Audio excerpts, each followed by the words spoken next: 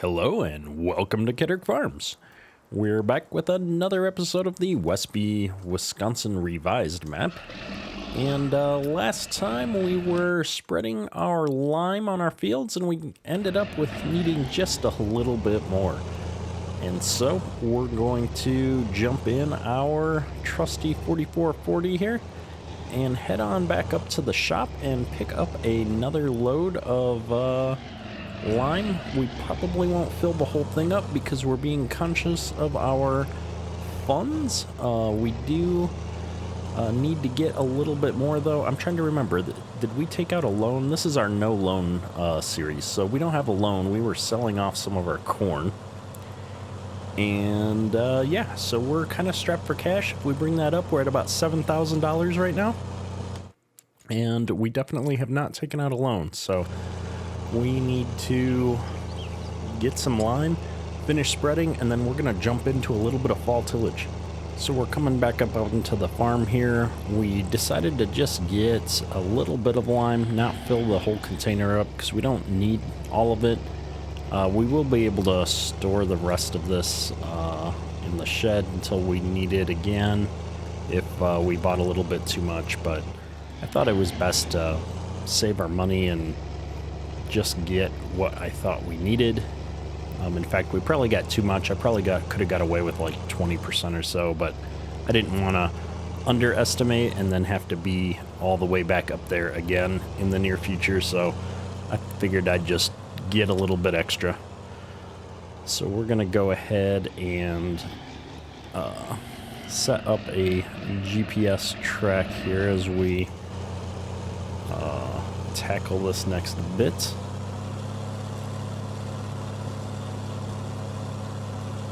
And if we try to just line this up approximately on the same track we were running before, we should be good to go. We'll find out here in just a second when we turn. Looks about right. Yep, that's going to work nicely. So we've just got a few rounds left to make here at the bottom of this hill. And then we're going to switch over and get the, the 4955 hooked up to our disc and go till up some of these corn stalks. And that will count as plowing here for us. I'm hitting the wrong button, so we didn't turn the lime off around the turnaround there. And we only have to till up the corn stubble there. The beans, ground will be fine for next year, and we'll kind of just let this be. And then we'll be able to put some fertilizer down and till that in the spring before we're ready to start planting. I guess technically you would probably till the lime in after you apply it. I'm trying to think, or if you just let the snow carry that in, depending on how close to winter you are, I guess. I've never actually been around when a farmer had lime spread. I've seen them spreading the lime, but I'm not sure. I know usually you follow after it with some tillage, I would think. Really depending on where you're at, I guess, though. I think for our purposes, though, I'm not sure we'll have enough good weather to get to tillage here. We're probably one more day away from the ground being frozen, and I think we're going to have a hard time doing any tillage in frozen ground. So we've really got to get on that corn stubble first and see how that goes, and then we will possibly think about doing some lighter tillage here on the bean fields to get this lime just dug into the soil a little bit. I want to say our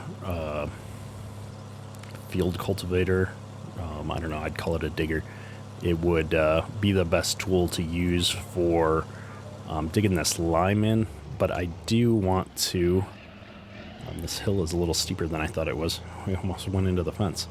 I do want to also get some fertilizer spread at some point here before we get into planting. And the way that Farm Sim works, I would need to do that and then dig it into the soil, I think. So I'm trying to think if I really want to try and apply any fertilizer on top of this lime right now before I start doing tillage. I would probably do a dry fertilizer if I was going to do that, and then dig it in, but I just don't know if I'm up for that necessarily right now. I'm trying to think of the best timing and how we want to use the last part of our available season here. I really think we want to get started on plowing up this cornfield, so I think that's the next job we're going to do. And I'm just going to leave this lime in this trailer for the time being. So I'm just going to pull this into this shed here so that if it starts raining or anything, I don't have to worry about it. Keep it a little bit drier here inside the shed. And then we're going to go ahead and just get started on that corn tillage, I think. So we're going to disconnect the grain cart here from the 4955 and get that all fired up here. And then if I remember right, we left the disc up here in the other shed. I'm pretty sure it's here on the end. So we're gonna just, yep, there it is, right inside here. So we're just gonna hop out here and get that hooked up and be good to go. And then maybe what we'll do, well, let's just get going and see how this job is going to go. I don't want to try and bite off more than I can chew. I was going to think about maybe I'd hire a worker to do some of this for me while I got the other tractor out with the other implement there and started working some of that bean ground. But the more I think about it, I just don't want to pick up that additional cost from the worker. We are already wasting quite a bit of our money, and that worker was really expensive when we were harvesting. So let's think here. What am I doing? If I'm not using a worker, I really don't need to do headlands first. I would probably actually do them last. So let's just take this at a bit of an angle. Turn our cruise control back up since we're not on a grain cart, and see if we can set an AB line here at a reasonable angle. Helps if I turn GPS on first.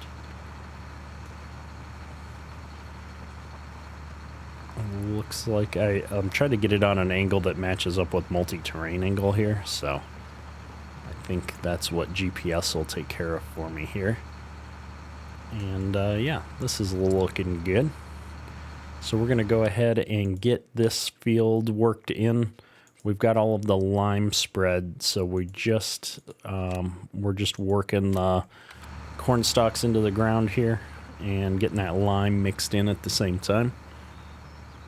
And we'll go through this whole field today, and that'll wrap up our mandatory fall tillage, and then we just have to decide if we want to try and get some other odd jobs done here. We might still spread some dry fertilizer and then hit some of these smaller fields before winter comes. We'll just have to keep an eye on the weather here a bit and see how it goes. So I'm going to go this way, I think. That looks like we're going to be doing skip rows because turning back into that same track looks like it's going to be a little bit tight. I probably could have swung it, but with the trees and everything there, it's going to be easier to just skip some rows. The nice thing about GPS is it makes this pretty easy to manage.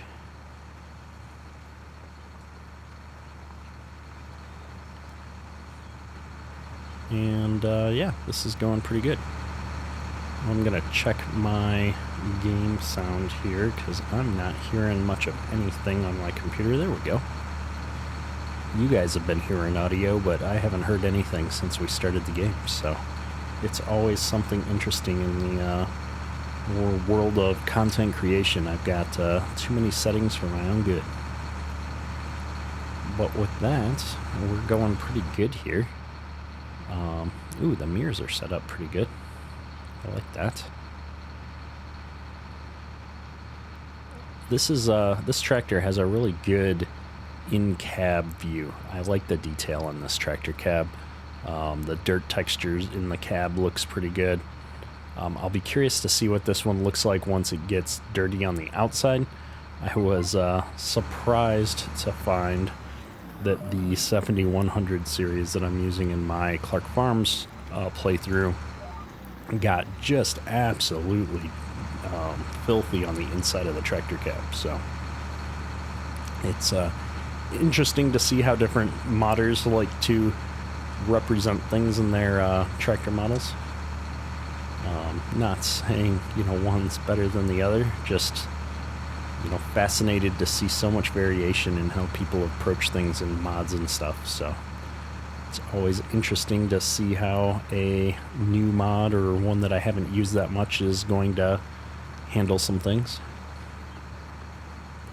Now here, I think what I'm going to do is when we get to the grass here, I'm going to lift up and we're going to follow the grass along a little bit here.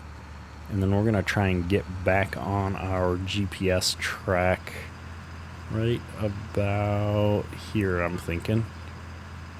And then this is probably, not how I would do that. We'll set down about here. And then when we do the headlands afterwards, we'll be able to pick up that longer, narrow part that we just skipped over a bit. So, and then here, I'm gonna see if I can just, we're pushing the wrong buttons. All right, let's try that. Round 2. We can do this. We're going to try to come back into this track right alongside where we just were, was what my intention was.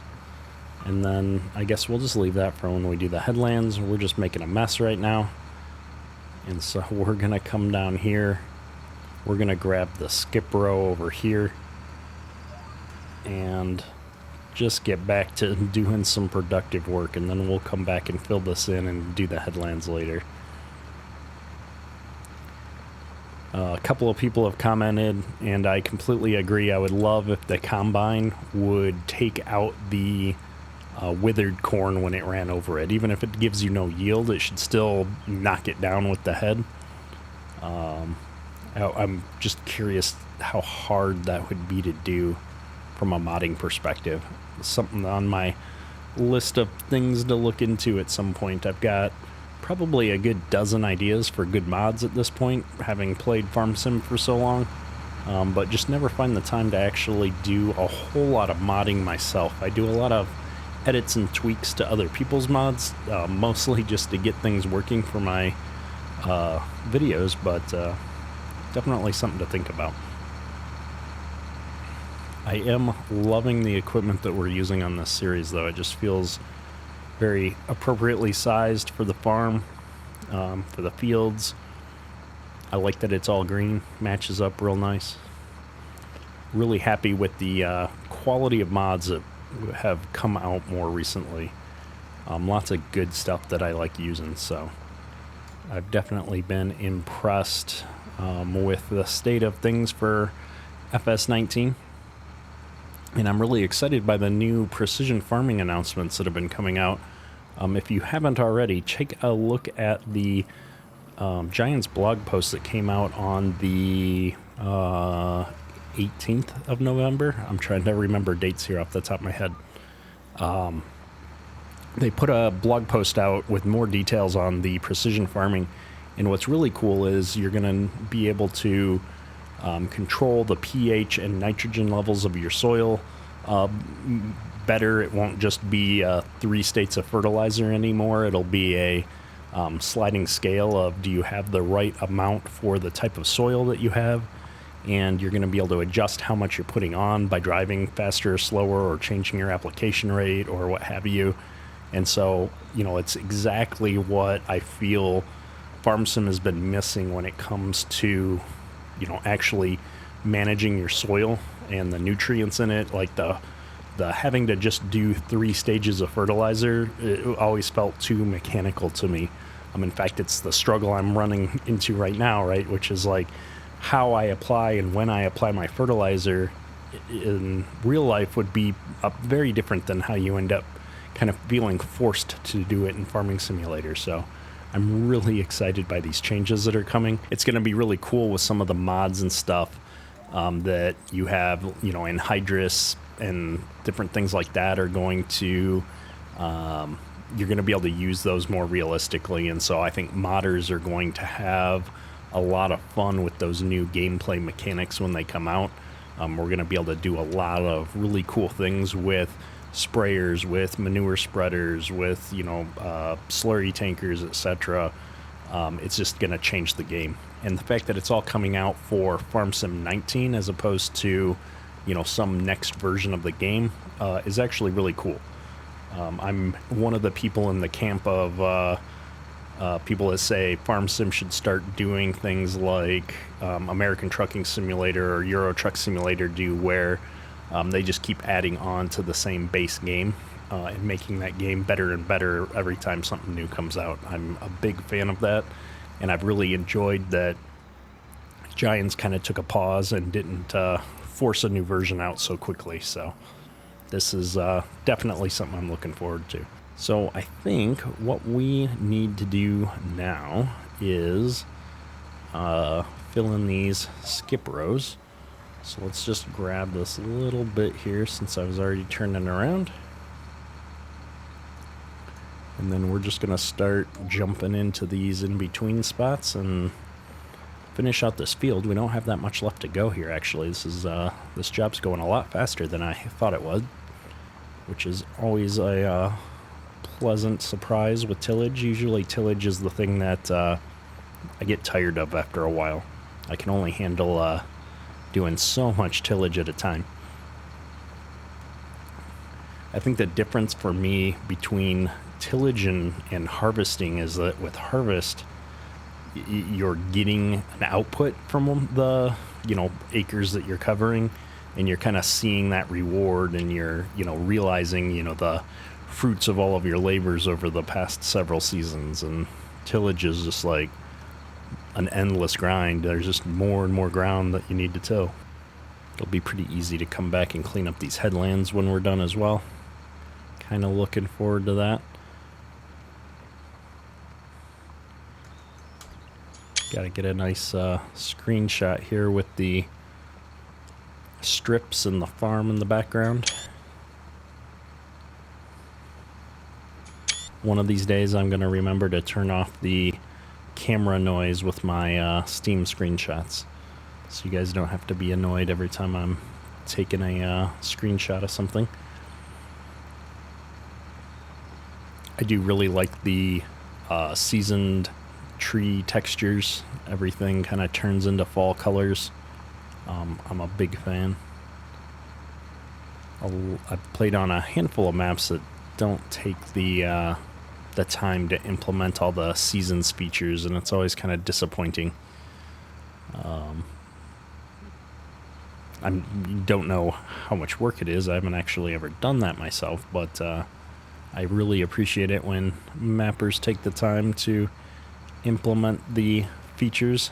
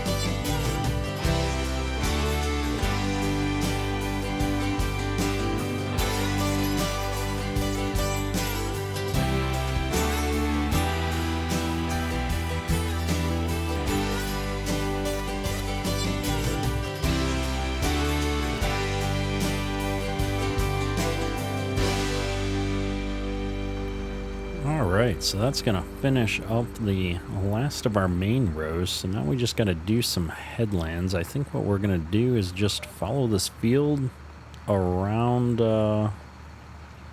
here. I'm going to get down to the end and then turn around. I think a little bit hard to do this part on an angle, but I think we're just going to follow this field around on the inside most part of what needs to be tilled still, and then we should just have one last pass on the outside to clean up in a few areas, which is fine. It should just be on the end rows once we do this time around. I did cut to that time lapse a little bit abruptly, and for that I apologize. I have been recovering from various illnesses for a little while here, and I've been having a hard time with losing my voice. And so most of the days that I have missed videos in the last several weeks have been because I just can't actually talk out loud for more than a few minutes at a time. So that makes content creation a little bit hard from time to time, but we are working through that, and hopefully that won't be an issue forever. But we are going to get done with this field today, one way or another. We're just trying to get all the bits and pieces. I don't know how effective a disc would actually be with me stopping and just starting at such a slow speed like that. But it is Farm Sim. We're going to take it and get around this bit here. It's nice in the areas where I managed to leave only one width worth of stubble here that needs to be plowed in. I'm gonna have to go back and hit a couple of spots on that other end row still, it looks like, but that's okay. If we can just get these major spots, I'll be happy enough. Now, I think most of this is gonna be good until we get down here a little ways, so we're just gonna zip on down. So I think I'll hit this little spike here before I get turned around to do the headland. It looks like most of that's pretty narrow, but this little bit right here might cause us a little grief. So when I hit that, we're going to come out here and get turned around. We don't want to go too far down this hill. I'm going to be worried of tipping the tractor on a side hill like that, going too fast. And here we go. We could drive straight, that would be a bonus. This grass is so long, we definitely need to get a mower and baling set up for next season, next summer, spring, summer. I bet we could probably get a couple of cuts out of this grass per year, at least with the Geo I've got installed currently. I think I'm running the Lowry, Minnesota Geo, which is a little bit further north from where I farmed in Minnesota, but we always, well, not always, but we often got 2 cuts of grass every year in the area where I was in southern Minnesota. And I think Westby here is about the same geographical height as southern Minnesota.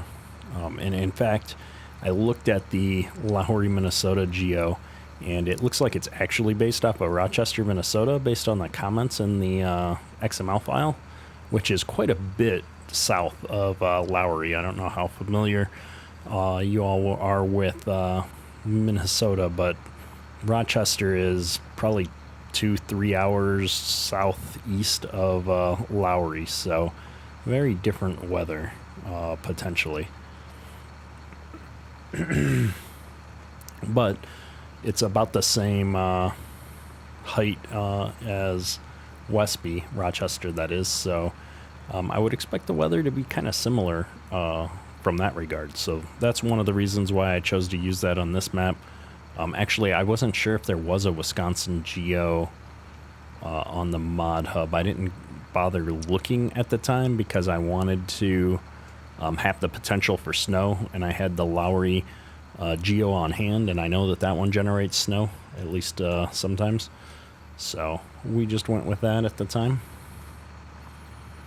And we're coming up here. This should be our final pass here because I don't think we left any bits in any of the other parts of the field. So We just got to get up to the corner by the shed here, and we're going to be all done with this fall tillage. And then I think we're ready to start putting some equipment away and getting set up for winter. Now, I've made another mistake in this series already, which is I don't think I have the equipment necessary to plow snow. So I know I picked my Geo with the hopes of having snow, but I didn't actually pick any equipment up to help me handle the snow. And unlike most of the time where you just don't really need to bother doing anything in the winter if you don't want to, we absolutely need to be selling off the rest of our corn when the price comes up in the winter, because corn tends to have two high price points during the year, one in the winter and then one again in the summer, around the same time that beans have a high price in the summer. But we need some money for spring because we've got to buy fertilizer, we got to buy seed, and so we're going to need to be selling some corn here this winter. And that means we might need some equipment to plow out the farm at a minimum. I'm sure the county's going to plow the main road, but I don't know. We're going to have to figure that out. So definitely some more things to think about at some point here. But that is, as they say, a problem for another day. We're going to just close this all up here. Take a quick look around the farm. I think we're all good. We got all our equipment put away for the time being, more or less. And so I think this is going to be a good spot to wrap up this episode. And next time we're going to figure out what comes next. That's all for today. Ketterk?